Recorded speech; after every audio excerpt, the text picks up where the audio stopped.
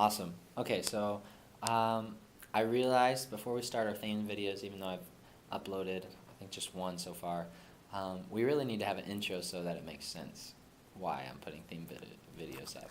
And so to start then, I kind of just wanted to test the waters with what we know about themes. And so, did you know that you think in metaphor?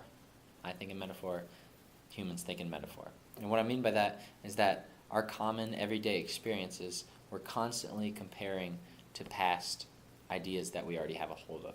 Because the present can be confusing, and there's a lot of confusing things. So, for example, when we are arguing, we often attribute this, well, just listen to the language. I can beat you in an argument or win the argument. And so, what's the metaphor behind arguing? It's a more concrete idea of war. So, we have taken something we know more about, war, that it's heated exchange, and because arguments tend to be that way, well, now arguments are going to be referred to just like wars were. But let's say that we decided arguments could be more like dancing, and someone has a metaphor for dancing for arguments. And so now, let's say the argument is flowing back and forth between the person, and it's beautifully balanced, and etc. You get the idea. And so that's actually seems kind of weird because obviously arguments are usually more like war, but the way you think about it could actually change how you act in it. And you kind of see this with different cultures. Different cultures have different metaphors for the same thing. So like our idea of time, we really think of time as money when we say we can earn time or spend time or waste time, etc. Other cultures may not picture it that way because time really, it's not money, obviously. It's not a possession, but there's a lot of similarities, and so that's what we can do with it. Anyway, since other cultures have different ideas and they can change how you view something, I want to make it known through this video series that the Bible has it's a different culture in itself. It's basically its own little world.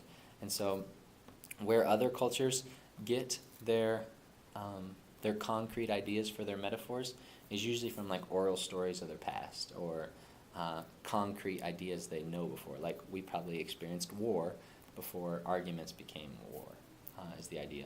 Sometime in your past you had a concrete experience, and now you're experiencing something a little thing that you don't understand, so you connect it to something you do understand. That's just how our brain works. Well, the Bible has its own concrete stories. Specifically, just read Genesis 1 through 3, very concrete, sparing in detail, maybe confusing, but there's not a lot of thought developed right there, I guess. It's very straightforward. These are concrete things that you know about. You know about animals and plants and the sky and etc.